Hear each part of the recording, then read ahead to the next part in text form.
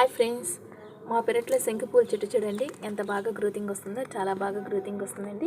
ఇదైతే నేను చాలా చిన్న డబ్బాలో వేసానండి. ఇదైతే మా ఇంట్లో వేస్ట్గా ఉన్న డబ్బా పడేయకుండా ఇందులో నేను చాలా చిన్న ముక్క తీసుకొచ్చి పెట్టేసానండి. చూడండి 1.5 monthకి అలా గ్రోతింగ్ వచ్చేసి ఇక్కడ వచ్చేసిందండి. ఇదైతే బ్లూ పూల్ అండి. చూడండి ఫ్లవరింగ్ కూడా వచ్చేస్తుంది. ఇదైతే నిన్న బ్లూ కాసేసిందండి.